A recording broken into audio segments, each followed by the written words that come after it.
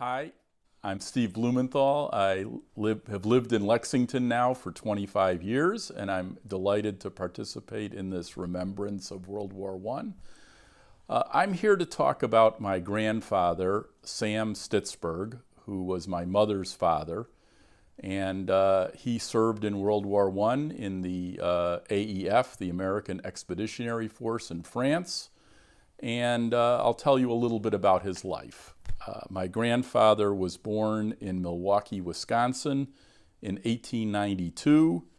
So I don't know a lot about my grandfather in going to school, whether he finished all the way through high school or not. I believe he did, but I have no evidence of that.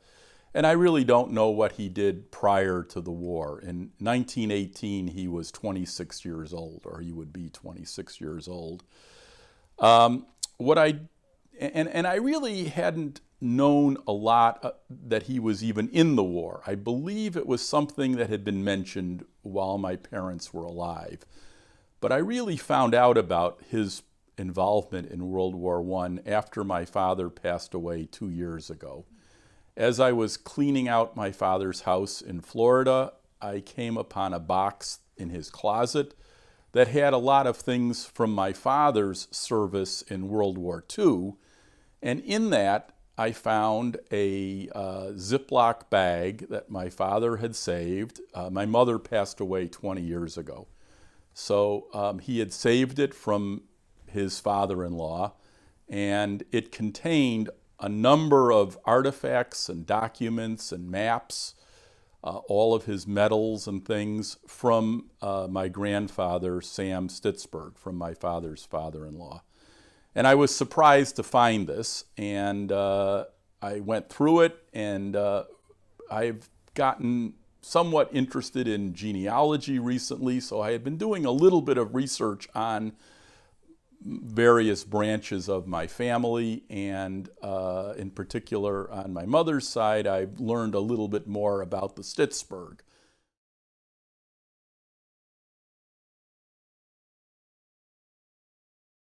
Met your relative. Hello, my name is Trelawney Goodell. I've been a resident of Lexington since 1975. My grandfather, Charles Wheeler, was a general in the First World War, serving under General Pershing. My grandfather was born in 1865, and he died in 1946. He was born in Illinois, and he graduated from the West Point in the year of 1887, fourth in his class. Just before the war, my grandfather was the commanding officer at the Watertown Arsenal in Watertown. My grandfather was well known for introducing the Taylor system of scientific management to the arsenal. That had a big impact on what happened in the World War I arsenal contribution that he made.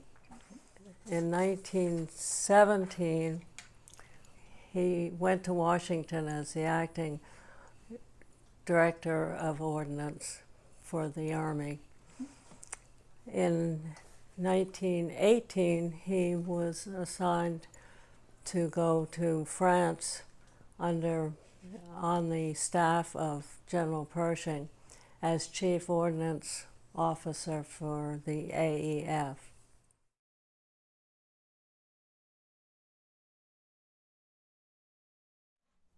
I'm Martha Crozier Wood, and I'm here today to talk a little bit about my uncle, Lloyd McKinley Crooks, who was killed in World War I. He was a private in the Marines.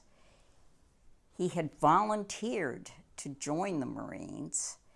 I guess one of the sad things for me is to think about the fact that he was only 21 years old when he died, which is exactly the same age as my eldest grandson is now. He apparently was a very well-liked, intelligent young man. He had gone through university.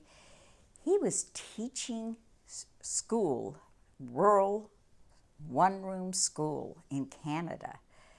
And I think probably the lure of going into the military and being back among other people his age was probably one of the factors, as well as his pride in the United States. He was living, his parents had moved to Canada to a farm. He was off someplace else. He was amongst people he hadn't known before. He was apparently quite gregarious from everything that other people wrote about him, told some of my much younger uncles about him. He first tried to become part of the Air Force, which was a very fledgling thing at the time. But he had broken his wrist as a young man cranking a car to get it started, and the wheel flew back and broke his wrist, and he didn't qualify.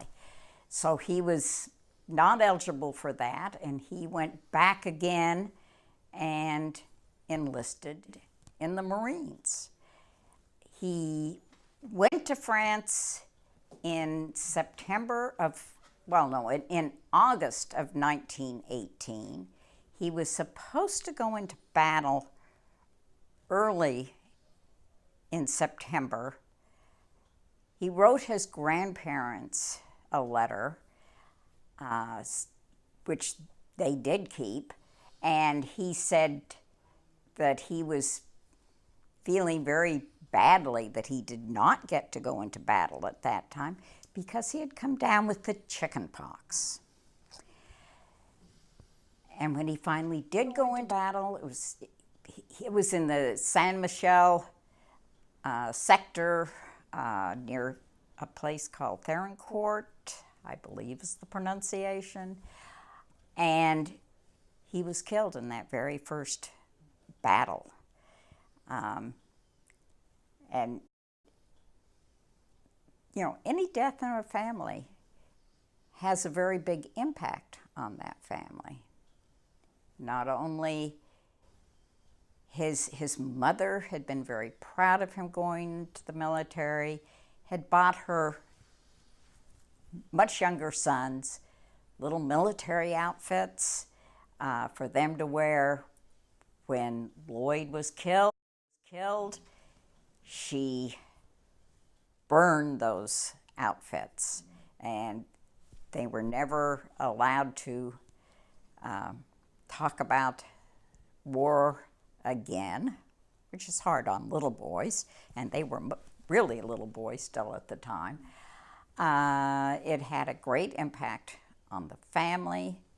Even my mother, who was closest to him in age, but 5 or 6 years younger, growing up, we were never allowed to talk about World War I. We were never allowed to ask questions. And when we'd see a picture of him, and there are lots of pictures of him, and you would say, "Who is that?"